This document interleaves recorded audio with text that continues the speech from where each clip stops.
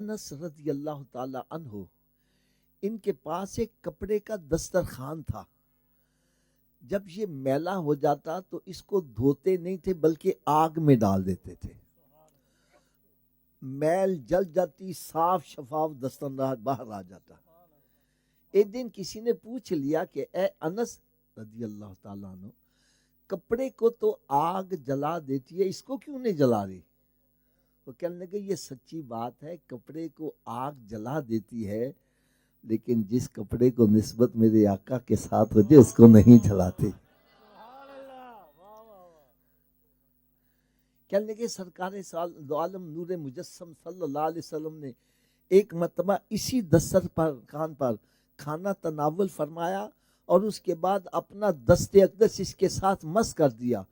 بس اس دن کے بعد جب بھی یہ میلا ہو جاتا ہے میں آگ میں ڈال دیتا ہوں، میل تو جل جاتی ہے، کپڑا اونچی بولو، کپڑا. اگر میری اس دلیل سے ابھی بھی آپ کو دل میں تصفی نہیں ہوئی، تسلی نہیں ہوئی، میں ایک اور بڑی پیاری زبردست حدیث بتلاؤں. یہ آپ حضرات نے کئی مرتبہ سنا ہوگا کہ معراج شریف کی رات سدرۃ المنتہا پر جبریل امین علیہ السلام جا کے رک جاتے ہیں.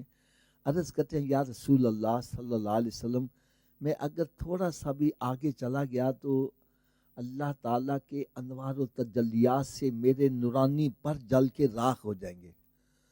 تو سرکار صلی اللہ علیہ وسلم نے ارشاد فرمایا جبریل، جہاں تیری انتہا ہو رہی ہے وہاں سے میری ابتدا ہو رہی ہے. اب جبریل امین علیہ السلام نوری فرشتوں کے سردار ہیں، فرشتے ہیں، فرشتوں کے بھی سردار ہیں.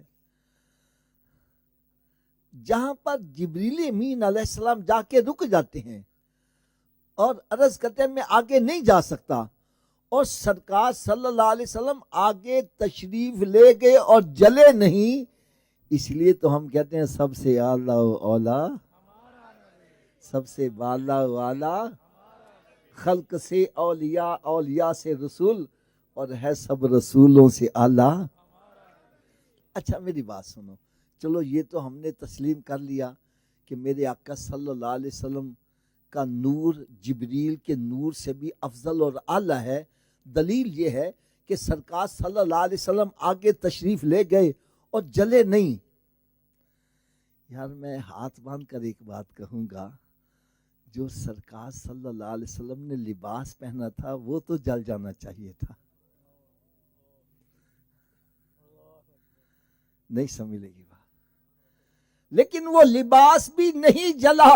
اس سے پتہ لگا جس کو نسبت سرکار صلی اللہ علیہ وسلم کے ساتھ ہو جائے وہ لباس وہاں پہنچ رہا ہے جہاں جبریل بھی نہیں جا سکے.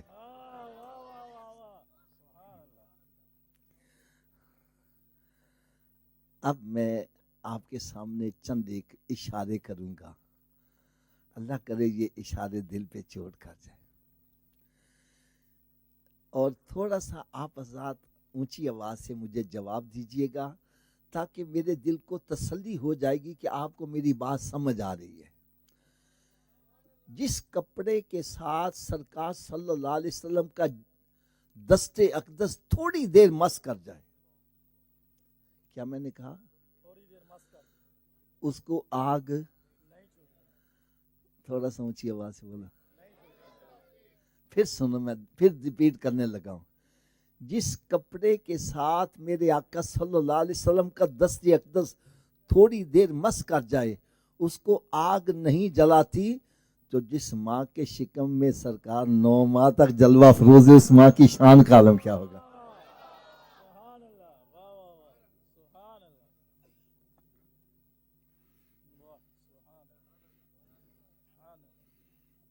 یار ویسے نا مجھے ایک بات پر شکوہ ہے، ناراض تو نہیں ہوگی کہ شکوے کا اظہار کر دوں. آج ایک بندہ حضرت صاحب پکا سنی ہے، پکا سنی ہے،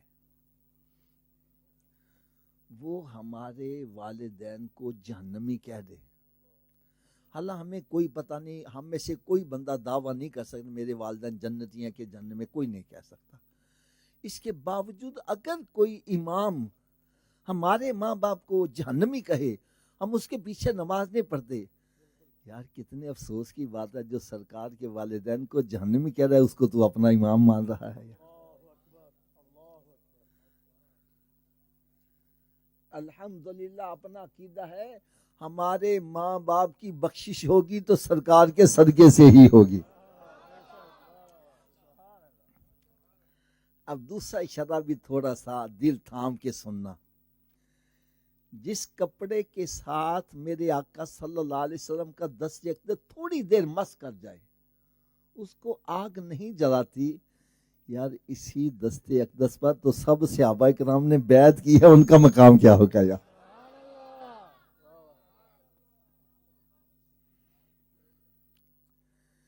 انگلش کا ایک محاورہ ہے، A man is known by the company he keeps. بندہ اپنی صحبت سے پہچانا جاتا ہے. نیک بندے کی صحبت بندے کو کیا بناتی ہے؟ اونچی بولو. برے کی صحبت.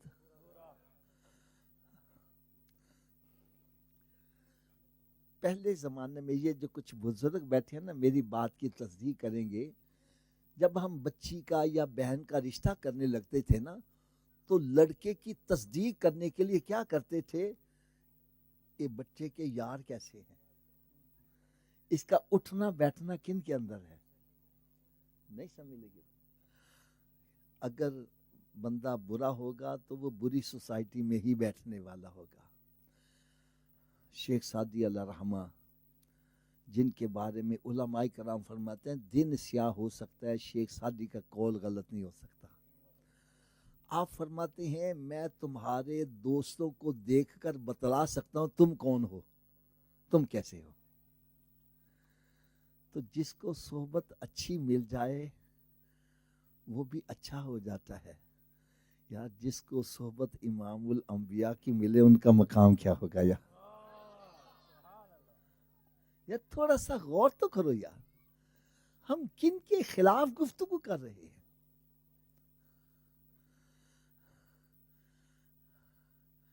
اگر ایک بات کہوں تو تھوڑا سا برداشت کر لینا. ایک بندے سے میں نے کہا یار تم گھوڑے کا بڑا ادب کرتے ہو، وجہ کیا ہے؟ گھوڑے کا بڑا ادب کرتے ہو وجہ کیا ہے؟ مجھے کہنے لگے حافظ صاحب آپ کو پتہ نہیں، سرکار صلی اللہ علیہ وسلم کا نواسا امام عالی مقام امام حسین رضی اللہ تعالیٰ عنہ میدان کربلا میں گھوڑے پر سوار ہو کر گئے تھے، اس لیے ہم گھوڑے کا ادب کرتے ہیں. میں نے کہا اچھا.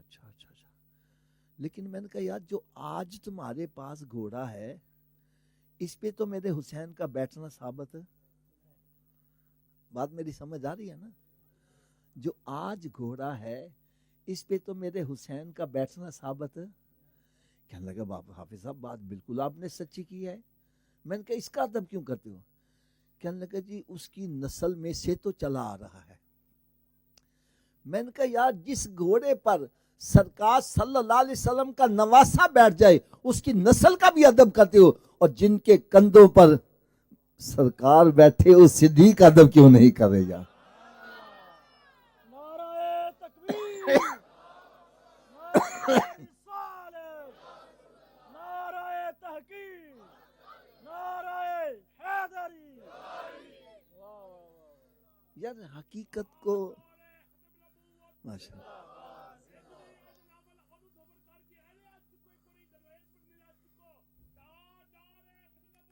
زندہ باد.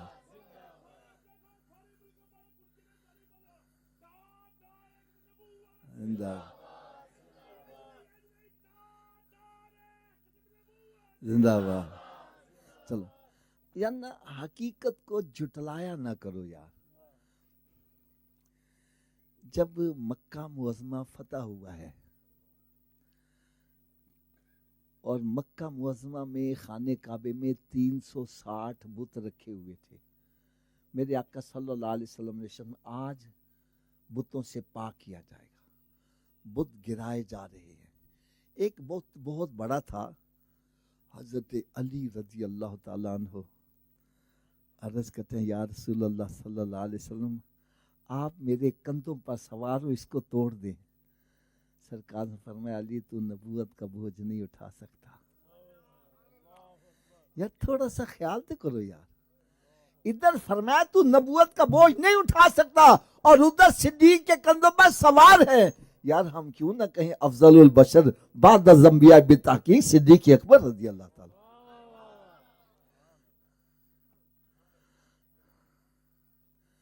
اچھا ایک بندے سے اور میں نے، یار اگر میری بات آپ کو بری لگے نا، غلط لگے، خدا کی قسم میرا لحاظ نہ کرو، کھڑے ہو کے کو حافظ صاحب آپ غلط کہہ رہے ہیں، میں انشاءاللہ تعالیٰ اپنی اصلاح کروں گا، الفاظ بھی واپس. یار اگر میں سچ کہہ رہا ہوں تو یار پھر اپنے عقیدے کو مضبوط کرو یار، ایسے کیا ڈامول کبھی ادھر کبھی ادھر کبھی ادھر. اگلا میں نے سوال کر دیا، میں نے کہا یار اگر کسی بندے کو میدان کربلا میں دفن ہونے کی سعادت مل جائے، ایسے بندے کے بارے میں تمہارا کیا عقیدہ ہے؟ کہنے لگا حافظ صاحب ہوتے سیدھا جنتی. وہ میں نے کہا یار ہم مقرر بندے ہیں، جہاں بیان کرنے جی حوالہ دیو. میں کہا ہم حوالہ کیا دیں گے؟ کہنے لگے کوئی حوالہ پوچھنے والی بات ہے؟ اور بھائی میدان کربلا وہ میدان ہے جس کی مٹی کے اندر سرکار صلی اللہ علیہ وسلم کے نواسوں کا خون شامل ہے، اور جس مٹی میں سرکار صلی اللہ علیہ وسلم کے نواسوں کا خون شامل ہو جائے وہ مٹی اتنی پاکیزہ ہے، اتنی عظمت والی، اس میں جو دفن ہو جائے سیدھا جنتی ہے. میں نے کہا جس مٹی میں سرکار صلی اللہ علیہ وسلم کے نواسوں کا خون شامل ہو جائے وہاں دفن ہونے والا جنتی ہے، اور جہاں ان کے نانا جلوہ فروز ان کے پہلو میں لیٹنے والے کا مقام کیا ہو؟ سبحان اللہ سبحان اللہ واہ واہ سبحان اللہ. کیا مقدر ہے صدیق اور عمر کا جن کا گھر رحمتوں کے خزینے میں ہے. اگر آپ سے کوئی بندہ سوال کرے، یہ دل کے کانوں سے سننا، آپ سے اگر کوئی بندہ سوال کرے سرکار صلی اللہ علیہ وسلم کی ساری امت میں کوئی ایسا بندہ ہے جو اس وقت جنت میں ہے، تو فوراً کہہ دو، دو کے نام لو، کہ ایک کا نام صدیق اکبر ہے، دوسرے کا نام عمر فاروق ہے. آپ کہیں جی آپ کے پاس کیا دلیل ہے؟ تو بھائی جو نہیں گئے، میری دعا ہے اللہ تعالیٰ ان سب کو بھی وہاں کی حاضری نصیب فرمائے، اور جو ہوا ہے اللہ تعالیٰ ان کو بار بار مدینے پاک کی حاضری نصیب فرمائے. مدینہ منورہ میں نے ایک ٹکڑا ہے ریاض الجنہ. کیا ہے؟ آج اگر کوئی بندہ جنت میں نماز پڑھنا چاہتا ہے، کہاں جی؟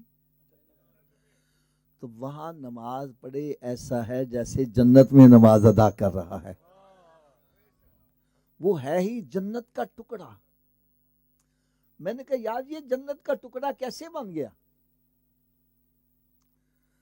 کہنے لگے حافظ صاحب سرکار صلی اللہ علیہ وسلم فجر کی نماز پڑھانے کے لیے اپنے حجرہ مبارکہ سے تشریف لا رہے ہیں ممبر شریف تک، وہاں نماز پڑھا کے پھر واپس پھر ظہر پھر عصر پھر مغرب پھر عشاء. تو جس جگہ کو بار بار سرکار صلی اللہ علیہ وسلم کی قدم بوسی کا شرف مل گیا، وہ جگہ ریاض الجنہ جنت کے ٹکڑوں میں ٹکڑا بن گئی. میں نے کہا جس جگہ کو سرکار کی قدم بوسی کا شرف ملے وہ جنت کے ٹکڑوں میں ٹکڑا بن جائے، اور جہاں سرکار خود جلوہ فروز ہے اس مقام کا عالم کیا ہوگا یا؟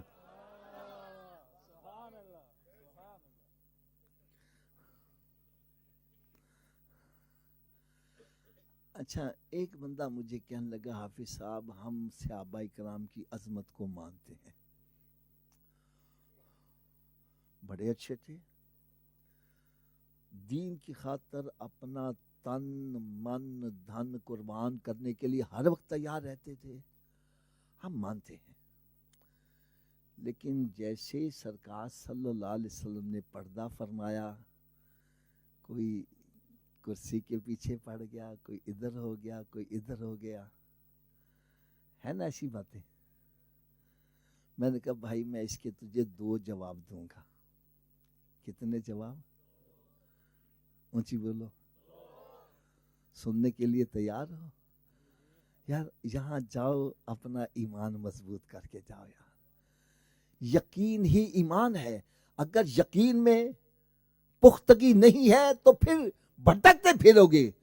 عبادت بھی کر رہا ہے اندر خوف ہے، پتہ نہیں میں غلط کر رہا ہوں کہ صحیح کر رہا ہوں.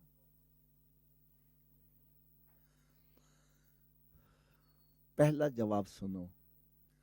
آپ میں سے میرا خیال ہے اکثر حضرات جانتے ہوں گے، ہمارے لاہور کے قریب ایک علاقہ ہے شرقپور شریف کا، سنا ہوا ہے نا؟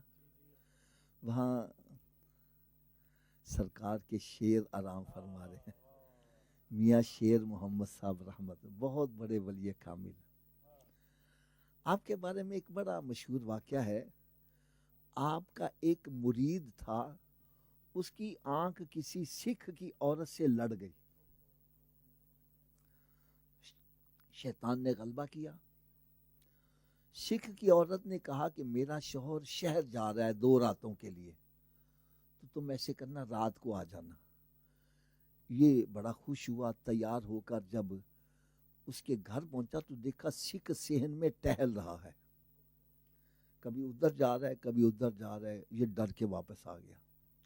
اگلے دن ملاقات ہوئی، اس نے کہا تو راتی آیا نہیں، میں ساری رات تیرا راہ ویکھ دی رہی. انہوں نے کہا تو تے مرمان لگی سا. اور سکھ تو بات ٹہل رہا تھا. انہوں نے کہا تن چولا پیا، تنے مغالطہ لگا، سکھ تو آج رات بھی نہیں ہوگا، تو آج رات آ جائیں. یہ پھر تیار ہو کے گیا، دیکھا پھر سکھ ٹہل رہا ہے، پھر ڈر کے واپس چلا گیا. اگلا دن جمعے کا تھا تو جمعہ یہ میاں صاحب کے پیچھے پڑا کرتا تھا. جب جمعہ پڑھنے پہنچا میاں صاحب نے فرمایا بیلیو چنگے چنگے کام کریا کرو، سان روز روز سکھ دا روپ نہ دھارنا پیا کرے. اس سے کیا پتا چلا؟ پیر جنہ دے کامل میاں حضرت باہو او کنڈی لگ دے ترکے ہو. ارے جس کا پیر کامل ہو وہ مرید کو ڈوبنے نہیں دیتا، اور جس کا پیر امام الانبیاء ہے وہ صحابہ کو کیسے ڈوبنے دے گا؟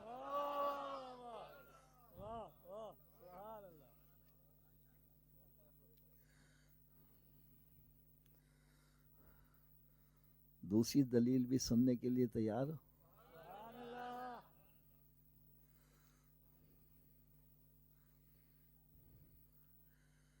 حضرت سیدنا صدیق اکبر رضی اللہ تعالی عنہ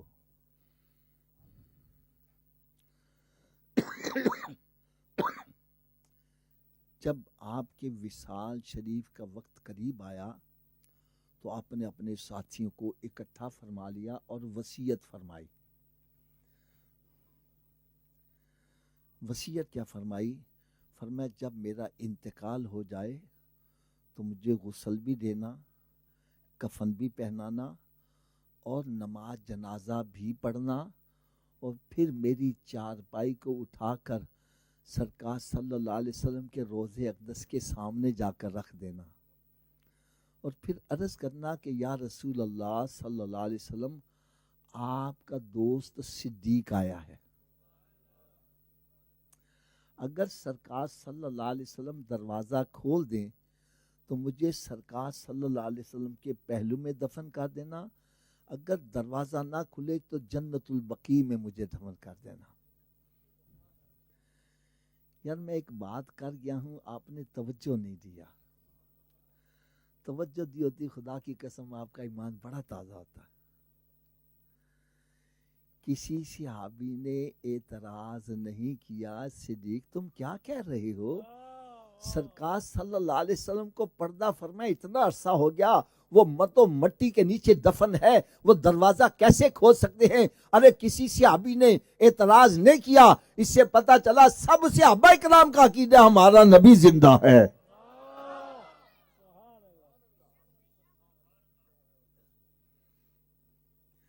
یار یہی تو اللہ حضرت اس کی تشریح کر رہے ہیں. تو زندہ ہے واللہ، اونچی بولو، تو زندہ ہے واللہ میری چشم عالم سے چھپ جانے والے. اچھا مجھے کہنے لگا حافظ صاحب نہیں آپ بات نہیں سمجھے. میں کہا چل یار تو سمجھا دے. کہنے لگا حافظ صاحب اصل میں نا وہ امیر المومنین تھے، لہٰذا ڈر کے آگے کوئی نہیں بولا۔ میں کہا چلو میں مان لیتا ہوں آپ کی بات، وہ امیر المومنین تھے، ان کا روب دبدبا جلال تھا، آگے کوئی اعتراض نہ کر سکا۔ میں نے کہا جب آپ پردہ فرما گئے تو پھر تو جلال ختم ہو گیا، پھر تو ڈر ختم ہو گیا، پھر آپ کی وصیت پر عمل نہیں ہونا چاہیے تھا، لیکن تاریخ گواہ ہے آپ کی وصیت پر عمل کیا گیا۔ آپ کی چار پائی کو لا کر سرکار صلی اللہ علیہ وسلم کے روضہ اقدس کے سامنے رکھا گیا۔ یار اگلی بات کہوں تو آپ کو یار بڑا ہی مزہ آئے گا۔ جب چار پائی رکھ دی گئی تو آگے بڑھ کے جس نے عرض کی اس کا نام مولا علی شیر خدا ہے۔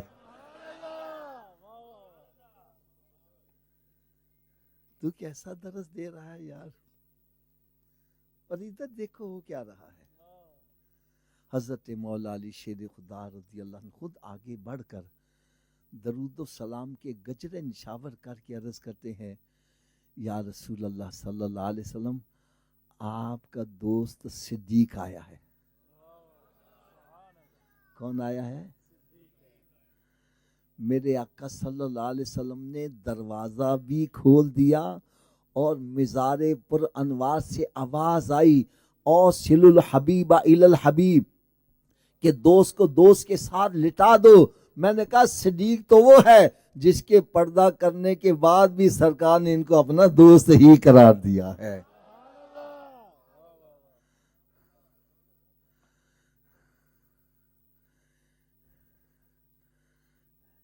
اس لیے خدا را تھوڑا سا نا اپنے پاؤں پہ کھڑے ہو، اپنے علماء کرام کی صحبت میں بیٹھا کرو، ادھر ادھر جا کے تو اپنے ایمان کو ڈاما ڈول نہ کرو۔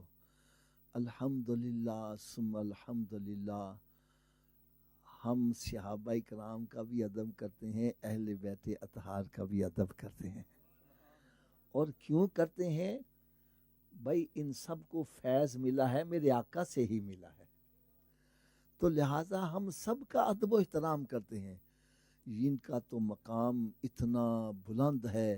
میں نے جو آیا مبارکہ پڑھی، لقد رضی اللہ عن المؤمنین اذ یبایعونک تحت الشجرہ، رب تعالیٰ نے ارشاد فرمایا تحقیق رب تعالیٰ ان سب سے راضی ہو گیا جنہوں نے درخت کے نیچے بیٹھ کر میرے محبوب کے ہاتھ پر بیعت کی ہے۔ حضرت صاحب ویسے ایک بات کروں، ناراض تو نہیں ہوں گے؟ جن سے رب راضی ہو رہا ہے تو ناراض کیوں ہو رہا ہے؟ رب قرآن مجید میں اگر کسی کو حوالہ چاہیے، سورہ فتح اس کا تیسرا رکوع شروع یہیں سے ہوتا ہے، لقد رضی اللہ عن المؤمنین اذ یبایعونک تحت الشجرہ، تحقیق اللہ تعالیٰ ان سب سے راضی ہو گیا جنہوں نے درخت کے نیچے بیٹھ کے میرے محبوب کے ہاتھ پر بیعت کی ہے۔ بلکہ حضرت صاحب اسی صورت میں پہلے رکوع میں یا صحابہ کرام کا مقام دیکھو، رب تعالیٰ نے ارشاد فرمایا ان الذین یبایعونک انما یبایعون اللہ، جنہوں نے میرے محبوب کے ہاتھ پر بیعت کی ایسے ہے جیسے انہوں نے رب کے ہاتھ پر بیعت کی ہے۔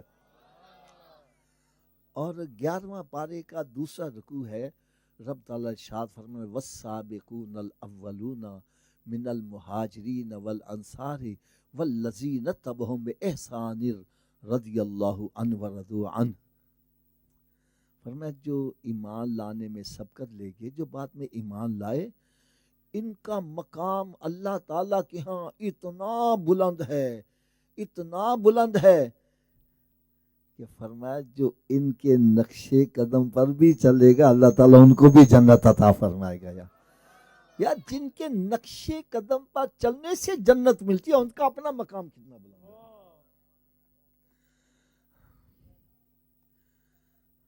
اب میں آخر میں چند ایک باتیں عرض کروں گا۔ یہ ہماری بڑی خوش بختی ہے، اور میں کہتا ہوں میں آپ پر اس پر آپ سب کو مبارکباد بھی پیش کرتا ہوں کہ اللہ تعالیٰ نے ہماری زندگی میں ایک مرتبہ پھر शाबान उल मुअज्जम का महीना अता फरमा दिया है। शाबान का महीना क्या है, इसके बारे में अर्ज करूं।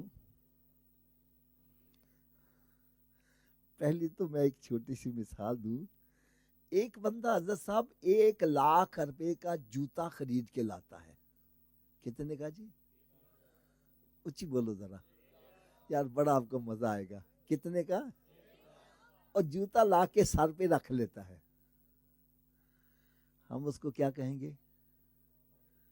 बेवकूफ, पागल। और जी ये सिर ते क्यों रखा जे? हाँ वजी महंगा बढ़ावे, 1 लाख रुपए दा आया जे। मैंने कहा भाई भावे 2 लाख दा आया वे, जूते दा मकाम पैर है वे, सिर। जूते का मकाम क्या है? ऊंची बोलो।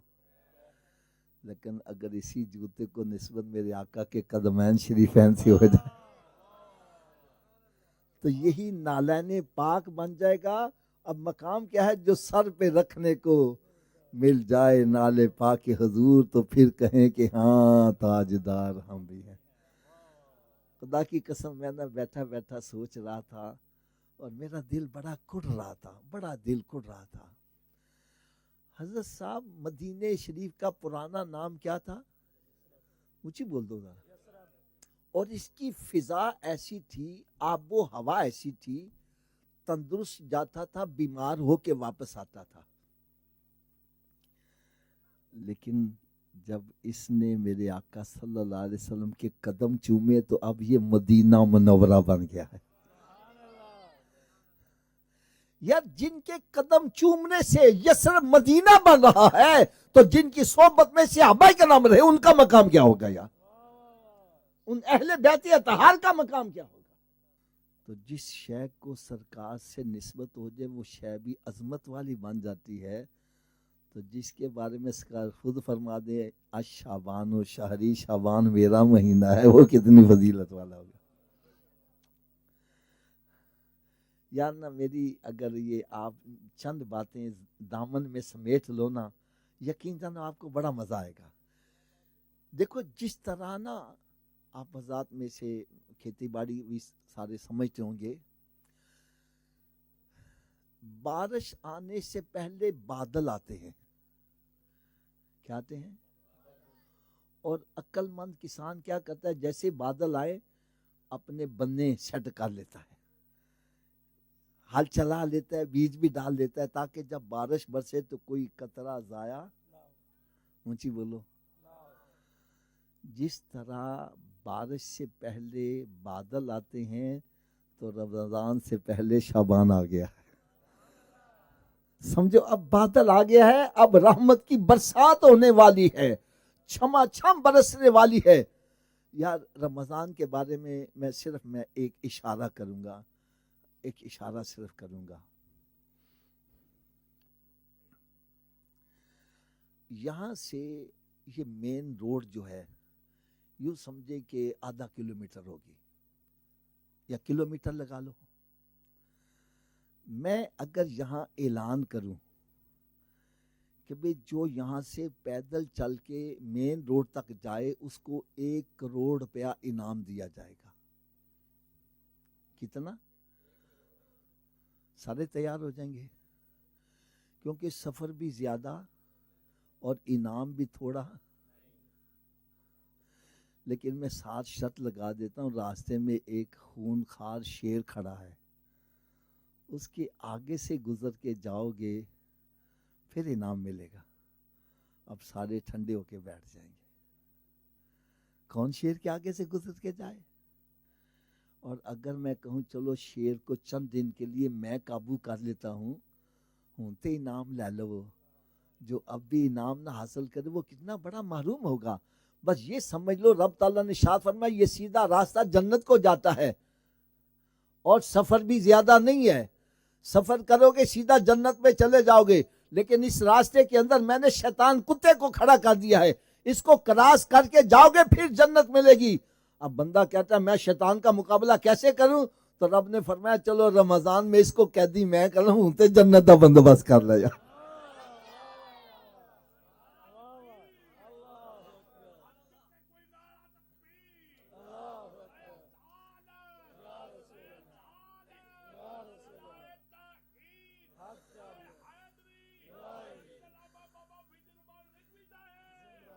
یار میرے آقا صلی اللہ علیہ وسلم نے ایسے نہیں فرمایا اس سے بڑا بدبخت بندہ ہی کوئی نہیں جس کی زندگی میں رمضان کا مہینہ آئے اور اپنے گناہ نہ بخشوا لے یار. اچھا ایک میں سوال آپ سے اور کروں گا.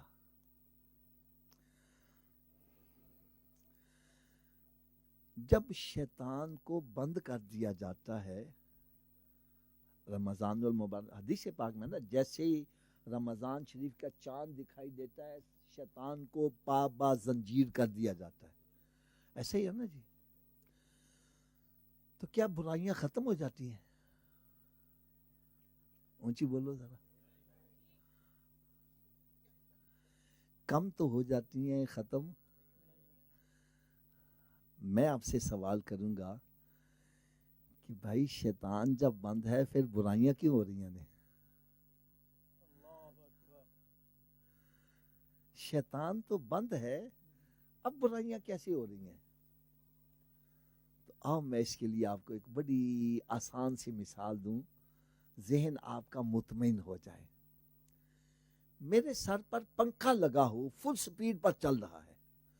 اب پنکھے کو کون چلا رہا ہے؟ بجلی. کون چلا رہا ہے؟ اگر میں بٹن بند کر دوں پنکھا فوراً رک جائے گا؟ اونچی بولو. پنکھا فوراً رکے گا نہیں. اب وہ پنکھا گھوم رہا ہے, بتی بند ہے. میں کہوں گا زجی ہون پنکھے نو کیڑی چیز چلا رہی ہے؟ لائٹ تو ہے نہیں, لائٹ تو آف ہو گئی. اب یہ پنکھا کیوں گھوم رہا ہے؟ اس کو کون چلا رہا ہے؟ تو اب یہی جواب دو گے حافظ صاحب, اصل میں بجلی نے جو اس کو دھکا لگایا نا وہ دھکے کا اثر چل رہا ہے. تو میں بھی کہوں گا بھائی شیطان نے جو 11 مہینے دھکا لایا نا وہ رمضان میں بھی گھما رہا ہے, رمضان میں بھی گھما رہا ہے. اب آپ کہیں گے حافظ صاحب وہ ٹھیک ہے تکاتے ہونے لاتا ہے, لیکن اب اس دھکے میں کہیں سارا رمضان ہم اس سے محروم نہ رہ جائیں, کیا کرنا چاہیے؟ آؤ پھر میں آپ کو اس کا ایک بڑا پیارا سا نسخہ بتلاؤں, بڑا پیارا سا نسخہ دلاؤں. بھائی لائٹ آ رہی ہے, لائٹ کو بند کرنے پر میں قدرت نہیں رکھتا, میں قدرت نہیں رکھتا. پنکھا فل سپیڈ چل رہا ہے.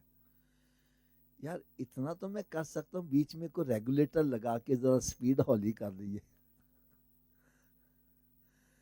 سپیڈ کو کم کرنا شروع کر دو, کم کرتے کرتے بالکل سلو پر لے آؤ. اب ہوگا کیا؟ جیسی بتی جائے گی 2-4 چکر کھا کے رک جائے گا. اور بھائی تو بھی شابان کے اندر ذرا ریگولیٹر لگا کے گناہوں کی سپیڈ کو کم کرنا شروع کر دے, یہاں تک کہ سلو سپیڈ پر لے آ. اور جیسے رمضان شریف کا چاند دکھائی دے گا شیطان بند ہوگا, 1-2 چکر کھا کے مدینہ مدینہ ہو جائیے.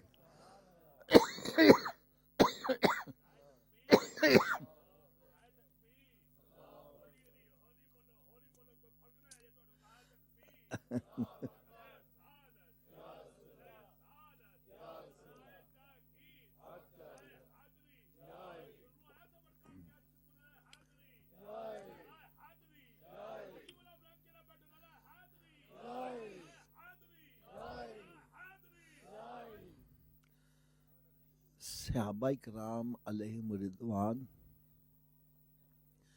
رمضان المبارک کی تیاری پہلے سے شروع کر دیتے تھے. اپنے کام کاج سیٹ کر لینا, راشن پانی ڈال لو تاکہ ہمیں باہر جانا نہ پڑے, ہم یکسوئی کے ساتھ اللہ کی عبادت میں مشغول ہو جائے.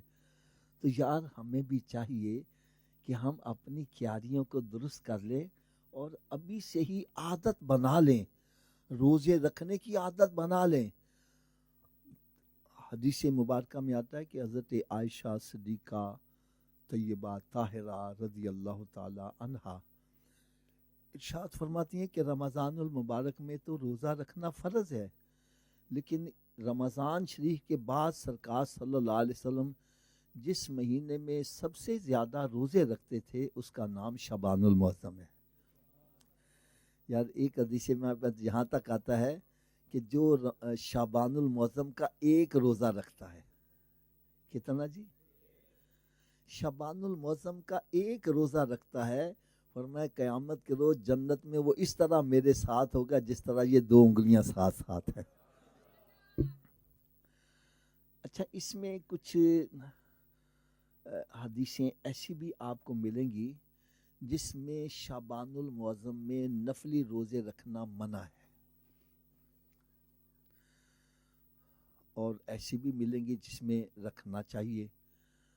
تو بعض جن کے پاس علم نہیں نہ ہوتا وہ کہتے ہیں دیکھو جی اسی حدیث نو مانتے ہی نہیں, ادھر کہندے نے رکھو, ادھر کہندے نے نہ رکھو. اصل میں حدیث غلط نہیں, ہماری سوچ غلط ہے, ہماری سوچ غلط ہے. میں ایک بڑی زبردست آپ کو بات کہنے لگا, بڑی زبردست, پتہ نہیں یہ آپ کو دل پہ چوٹ کرے یا نہ کرے. جہاں پر ہے نا شعبان کے روزے رکھو وہ بھی صحیح ہے, اور جہاں ہے روزے نہ رکھو وہ کس کے لیے صحیح ہے؟ فرمایا جس بندے کے جسم میں اتنی طاقت نہیں کہ رمضان شریف کے پورے روزے رکھ سکے, اگر وہ شعبان میں روزے رکھ لے گا تو وہ اتنا ایگزاسٹ ہو جائے گا کہ فرض روزے نہیں رکھ سکے گا. ایسے بندے کے لیے شعبان کے روزے نہیں رکھنے چاہیے تاکہ فرض روزے رکھ سکے. بات سمجھ آئیے؟ میں پھر ریپیٹ کرنے لگا ہوں, اللہ کرے میری بات یہ دل پہ چوٹ کر جائے. فرمایا جو بندہ جسمانی طور پر کمزور ہے اور وہ سمجھتا ہے کہ میں نے اگر شعبان المعظم کے روزے رکھ لیے تو پھر میرے جسم میں اتنی نقاہت آ جائے گی, اتنی کمزوری آ جائے گی کہ میں فرض روزے نہیں رکھ سکوں گا, ایسے بندے کے لیے بہتر ہے شعبان کے روزے, شعبان کے روزے, تاکہ فرض روزے رکھ سکے. ٹھیک ہے, اب میں ایک کڑوی سی بات کہنے لگا ہوں, پتہ نہیں ہمارے سنیوں کو کب سمجھ آئے گی. ساتا چیلم کل برسی, ادھر تے بڑا زور دینے تے نمازاں. حالہ ان میں کوئی بھی, میں اس کے مخالف نہیں ہوں, ہونا چاہیے, لیکن ساتا چیلم کل کے اہتمام میں نماز چھوڑ دینا,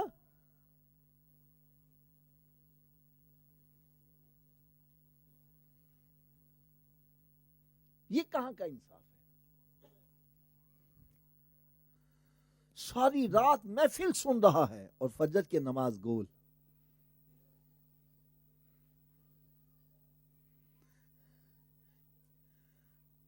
اگر نہیں سمجھ آ رہی میں آپ کو حدیث کا حوالہ دیتا ہوں, اگر حوالہ غلط ہو تو بھائی میں مجرم. میرے آقا حضرت محمد مصطفیٰ صلی اللہ تعالی علیہ وسلم کی یہ عادت کریمہ تھی. سرکار صلی اللہ علیہ وسلم فرض نماز پڑھانے کے بعد اپنا رخ انور صحابہ کرام کی طرف فرماتے تھے. اللہ کرے ہم بھی ایسا کرنے والے بن, اور پھر دیکھتے تھے آج کون نماز پڑھنے نہیں آیا. ہم تو نماز پڑھائی, سلام پھیرا تو چپ کر کے اتنے چلے گئے. کوئی آیا ہے یا نہیں آیا ہمیں اس سے کوئی سروکار نہیں. اور سرکار صلی اللہ علیہ وسلم پوچھتے تھے یار فلاں بندہ نہیں آیا, فلاں نہیں آیا. ایک صحابی رضی اللہ تعالیٰ عنہ وہ فجر کی نماز میں موجود نہیں تھے, سرکار ان کے گھر تشریف لے گئے. کدی ایسی بھی کسی دے گھر گیا؟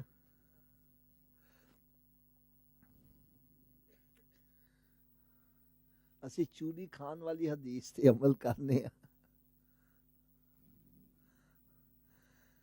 سرکار سے ان کے گھر تشریف لے گئے. یار یہ حدیث کے الفاظ ذرا بڑی توجہ سے سننا. میرے آقا صلی اللہ علیہ وسلم جب ان کے گھر تشریف, اس کی والدہ ماجدہ جاگ رہی تھی. پوچھا تیرا آج بیٹا مسجد میں نماز پڑھنے نہیں آیا؟ عرض کرنے کے یا رسول اللہ میرا بیٹا ساری رات نفل پڑھتا رہا، ساری رات، اور پھر تھکا ہوا تھا، سو گیا، فجر پڑھنے نہیں جا سکا۔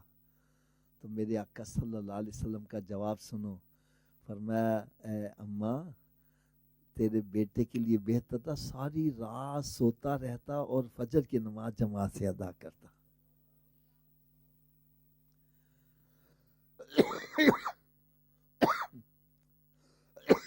ایک مرتبہ حضرت صاحب ہمارے ایک ملنے والے تھے، وہ انتقال کر گئے۔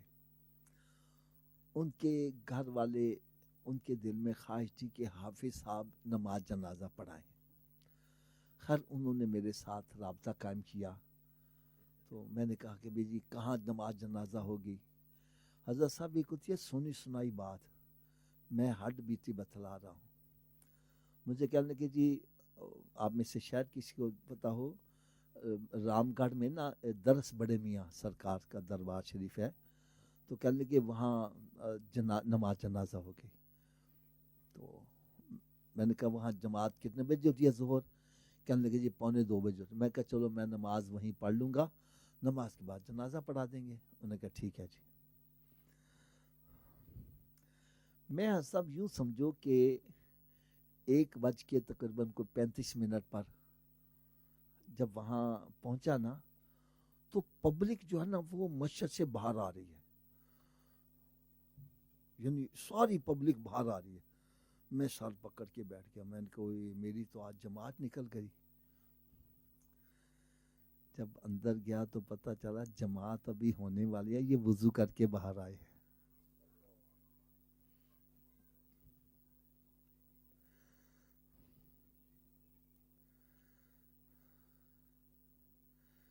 بھائی تو پاک بھی ہے، تیرا وضو بھی ہے، اندر فرض نماز ہو رہی ہے وہ نہیں پڑھا، اور نماز جنازہ میں شرکت کے لیے آ گیا ہے۔ اور نماز جنازہ فرض کفایہ ہے، بستی میں ایک بندہ بھی پڑھ لے گا، سب فرض ادا سب کی طرف سے ہو جائے گا۔ اور جو فرض نماز اندر ہو رہی ہے اس کے بارے میں ہر ایک عاقل بالغ سے پوچھا جائے گا، اس کی طرف توجہ نہیں ہے۔ آپ نے بھی دیکھا ہوگا عصر کی نماز تو بعد نماز جنازہ ہوگی تو 4 پائی لا کے باہر رکھ دیتے ہیں، اور اندر جماعت ہو رہی ہے، 4 پائی کے گرد سارے کھڑے ہیں، اندر نماز پڑھنے نہیں جا رہے۔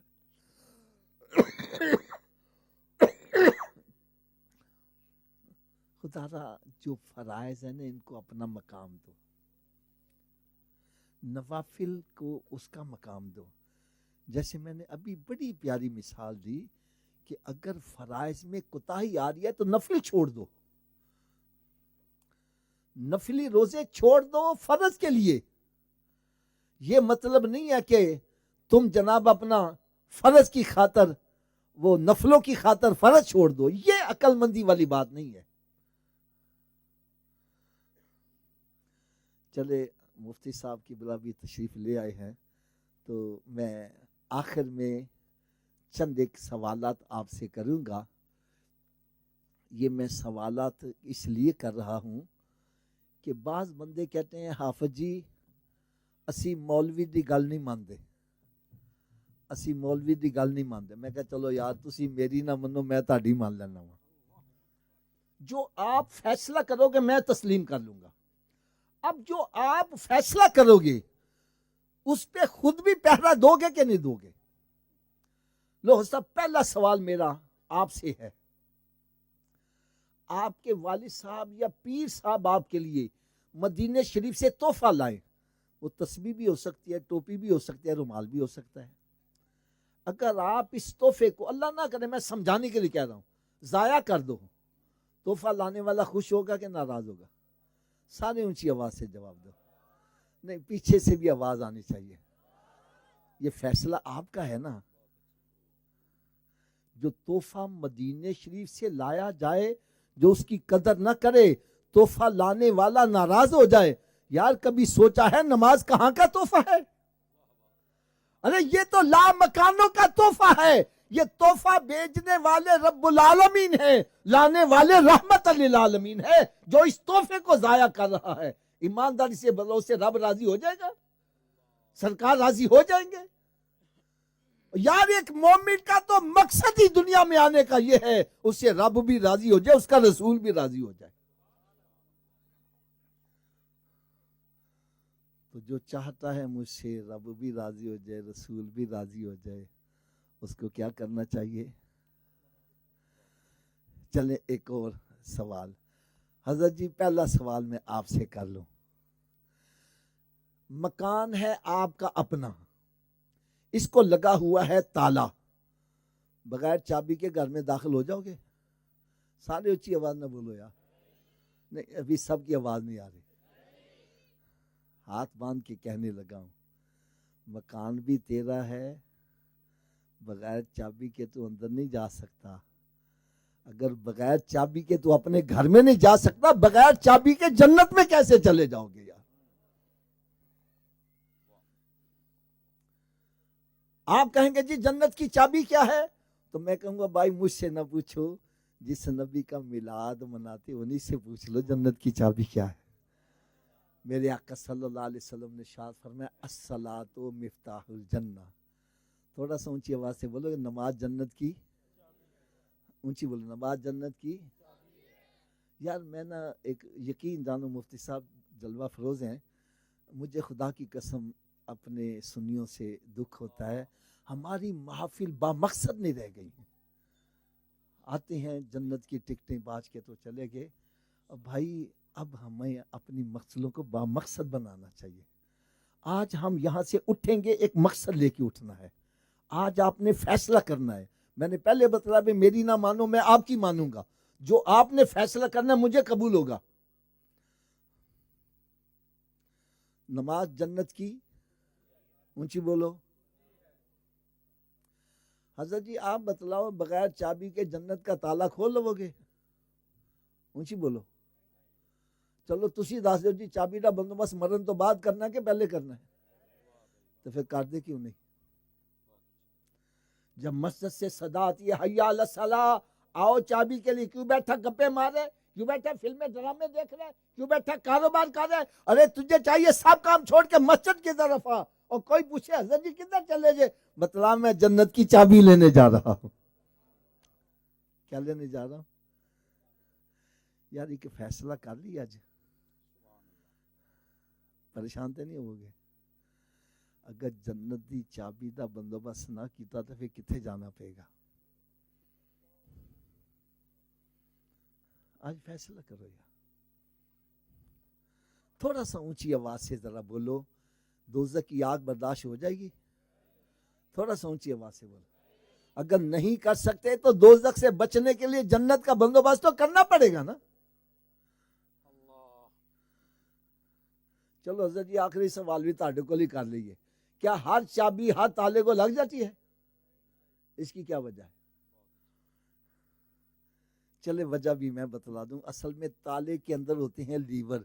جتنے لیور کا تالا ہوگا چابی کو اتنے دانتے پڑے ہوں گے تو چابی گھومے گی، چابی گھومے گی تو تالا کھلے گا. آؤ آج میں آپ کو یہ بھی بتلا جاؤں، جو جنت کو تالا لگا اس کے 5 لیور ہیں. کتنے لیور ہیں جی؟ پہلے لیور کا نام ہے فجر، دوسرے کا نام اونچی بول دو یار، تیسرے کا، چوتھے کا، 5ویں کا. جو ایک نماز پڑھتا ہے ایک دانتا ڈال رہا ہے، ایک دندہ نہ تالا کھل جائے گا؟ 2 سے 3 سے مفتی صاحب 4 سے تو کھل جائے گا. کب کھلے گا؟ پھر آج کے بعد کتنی نمازیں پڑھنی ہیں؟ نہیں سب کی نہیں آواز آ رہی. اس سب کی آواز پتہ کیوں نہیں آ رہی؟ حافظ جی 5 پڑھیں گے کیویں؟ تو چلو نسخہ بھی میں دس دینا وا، میرے نسخے تے عمل کرو سارے نمازی بن جاؤ گے. ایک شرط ہے نسخہ استعمال کرنا پے گا. کر لو گے استعمال؟ لو جی نسخہ صرف اتنا ہے، اگر یہ وجود نماز نہ پڑھے، کی میں آخیا جی اگر وجود، تو اس وجود کو رب کا رزق نہ کھلاؤ. بات بھی میں سچی کر رہا ہوں. جو وجود رب تعالیٰ کے آگے نہیں جھکتا، کیا وہ اس قابل ہے کہ اس کو رب کا رزق کھلایا جائے؟ اور روٹی سامنے رکھی اپنے منہ میں نہیں جاتی، پکڑ کے لے جاؤ، مت لے جاؤ، یہ روٹی مانگے، بولو نہیں پہلے نماز پھر بعد میں روٹی. تو کیا خیال ہے نمازی بن جائے گا کہ نہیں بنے گا؟ تو اس نسخے پر عمل کون کون کرے گا؟ سبھی ہاتھ اونچا کھڑا کر کے بلند آواز سے انشاءاللہ کا نعرہ لگا دو. آج کے بعد ہماری کوئی نماز قضا نہیں ہوگی. رمضان شریف کا روزہ بھی نہیں چھوڑیں گے. سرکار صلی اللہ علیہ وسلم کی سنت پر عمل کریں گے. یار ایمانداری سے بتلانا, سچی بات کرنا, ہم سارے نمازی بن جائیں, میرا رب کتنا راضی ہو جائے, سرکار کتنا راضی ہو جائے, اور حضرت فاطمہ الزہرا رضی اللہ تعالیٰ عنہ کتنی راضی ہو جائیں. یار یہ ہے مقصد محفل کا.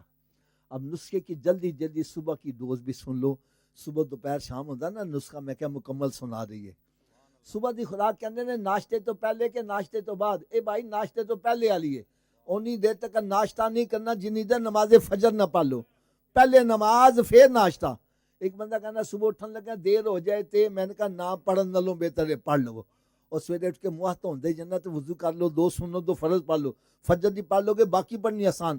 فجر دی رہ جائے شیطان کہتا اچھا انہوں کل تو پڑھاں گے, نہ کل آوے تے نہ نماز پڑھ پاوے. لہذا تھوڑا جا اچھی آواز میں اونی دیر تک ناشتہ. ویسے میں لگتا ہے جو شیطان کان سے پھوک ماریا بولی نہ کہ نماز پڑھنی نہ پہ جاوے. شیطان سارا دوست ہے کہ دشمن؟ دشمن کی گل مننی چاہیے نا, تو تساں کیوں منتے پہ؟ چلو جڑا شیطان نو دشمن سن اچھی آواز نہ بولے. اونی دیر تک ناشتہ جنی دیر تک نمازے, اور اونی دیر تک کوئی اخبار رسالہ تے اے موبائل دے میسج نہیں پڑھنے جنی دیر رب دا میسج قرآن نہیں پڑھ لینا. یا سویرے اٹھ کے موبائل کھول دے, میرے دوست دا میسج کی آیا ہے, دوست دا میسج پڑھن واسطے وقت ہے, رب دا میسج پڑھن کوئی وقت نہیں تیرے کول. میرے آقا صلی اللہ علیہ وسلم نے شافن میں اپنے گھروں کو قبرستان مت بناؤ, اپنے گھروں کو ویران مت کرو. ارے گھر بندوں سے آباد نہیں ہوتے, گھر تلاوت کلام پاک سے آباد ہوتے. اور رات کی ڈوز یہ ہے کہ اتنی دیر تک سونا نہیں جتنی دیر 5 نمازاں پوریاں نہ کر لو. چلو آخر چی کیسی پیاری گل سنا جاواں, یار تانوں ساری زندگی مزہ ہی آتا رہے. ایک بندہ کہنے لگا آفت جی تسی کہنے نماز پڑھو, میری تے قسمت ہی پھٹ گئی جی. میں کہتا نہیں کہ میں پتہ چلیا. کہنے لگا میں جس کاروبار سے ہاتھ مارنا نقصان ہی ہوتا جی, جدا بھلا کرنا برا ہی ہو جائے, جس اچھے کام چاہے وہ بھی غلط ہی ہو جاتا ہے. میری تے قسمت ہی الٹ گئی ہے. اور میں نے کہا الٹی قسمت نو سیدھا کرن دا نسخہ بھی دس دیا. اور لوڑ ہے جی کہ نہیں ہے؟ میں نے کہا ایک مہر ہوتی ہے نا سٹیمپ, اس کو پکڑ کے اپنے سامنے کرو. مہر پہ الفاظ الٹے لکھے ہیں, لیکن جب یہی مہر ایسے جھک جاتی ہے تو الٹے الفاظ. میں نے کہا تیری قسمت الٹ گئی, اپنی پیشانی رب کی بارگاہ میں جھکا دے, تیری الٹی قسمت سیدھی ہو جائے گی. یہ ایک سجدہ جسے تو گراں سمجھتا ہے, 1000 سجدوں سے دیتا ہے آدمی کو نجات. وما علیہ الا البلاغ.